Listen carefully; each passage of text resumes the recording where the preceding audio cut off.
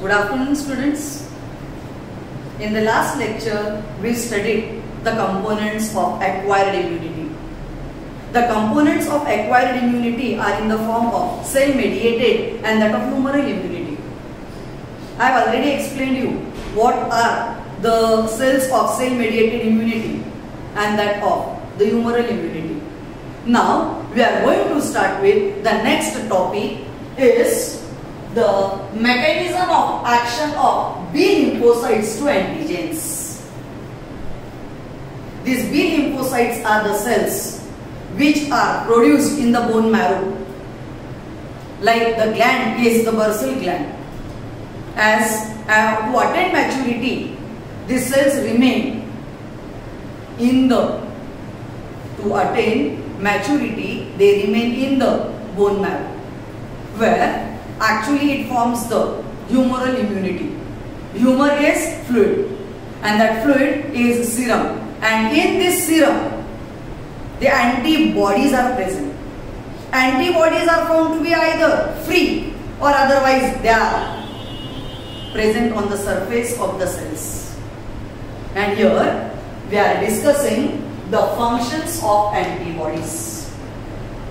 So these B lymphocyte cells, they stimulate the T lymphocytes as well as these B lymphocytes produced the clones called as plasma cells. Last time I have explained you, these plasma cells are produced as the clones at the rate of 2000s of these antibodies per second, and these antibodies provide you the protection against the invaders, the antigens. And therefore let us see where when these antibodies are free, they show the functions as the first one is an agglutination, the second function is an opsonization, and the third is neutralization. There are two types of antibodies, the one which are free in the serum, and the second type of, they are found to be present on the surface of the cells. So here what type of the antibodies we are discussing, children? We are discussing the antibodies which are free. So these are the three functions of the antibodies which are free in the serum. The first function is agglutination. When these antigens come in contact with antibodies, actually antigen stimulates the body to produce antibodies. But when these antibodies come in contact with this antigen, they fight against. What kind of fight they show? They make these antigens immobilize. That is, when they come in contact with each other, these antibodies will not allow these antigens to move. They become immobilized, and due to that they get trapped. And on trapping, they are phagocytosis. That is, when once trapped, they are either engulfed or otherwise destroyed. Such function of antibody is nothing but called as an agglutination. Are you getting? Then the second function is opsonization. When the antigens, they come in contact with antibodies, actually they are the antigens which are in the form of viruses. So virus, they consist of a proteinous coat and envelope. So what these antibodies do for this antigen? They form a coat, they form a covering, and when they cover such organisms again, they will trap them. That is, the antigens now will become helpless, will not be able to cause any infection because they are already trapped.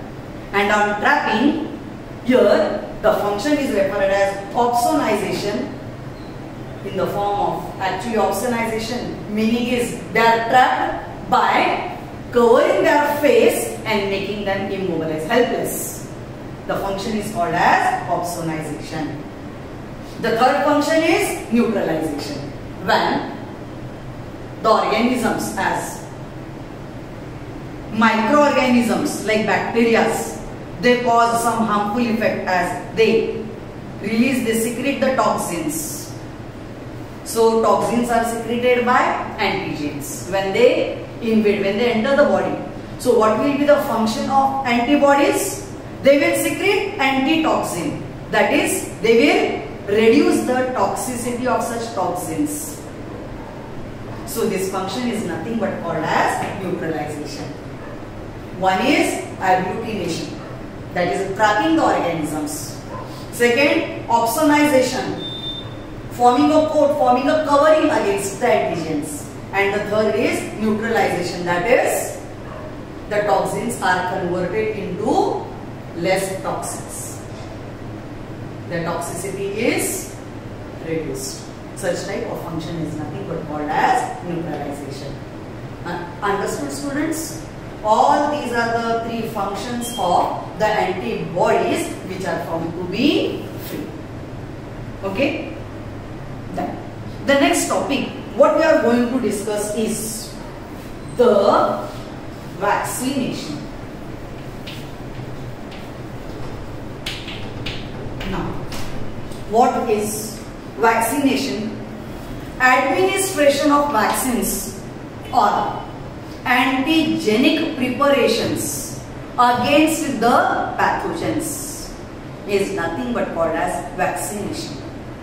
Actually, Edward Jenner called this vaccination as protection.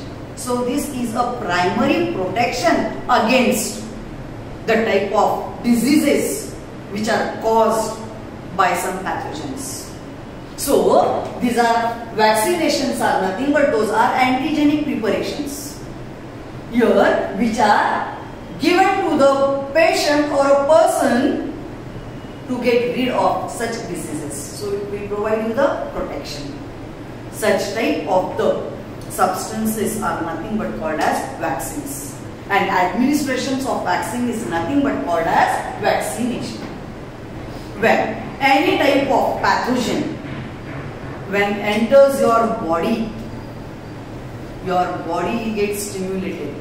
That is a natural process. But when you will get the protection against such a disease, when administration of some vaccines are taken or when the administration of vaccines is done, here you will get protection. So these vaccines are actually, they provide you protection. They teach your body to get rid of, or otherwise they are kept away. These microorganisms are kept away, or otherwise they are trapped to get rid from such microorganisms. These vaccines are, if are administered,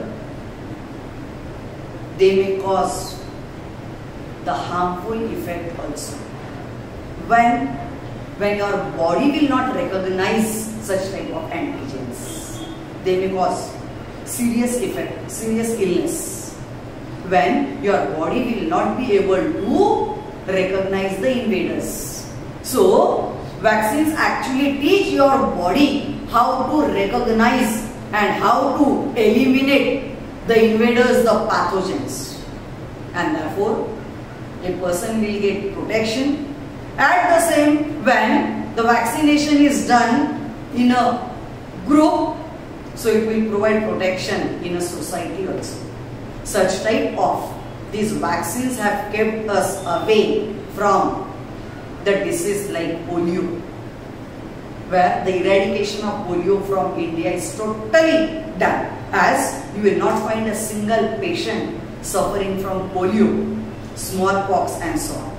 So they have helped to keep the health of a person, and hence such type of the preparations are nothing but called as vaccines.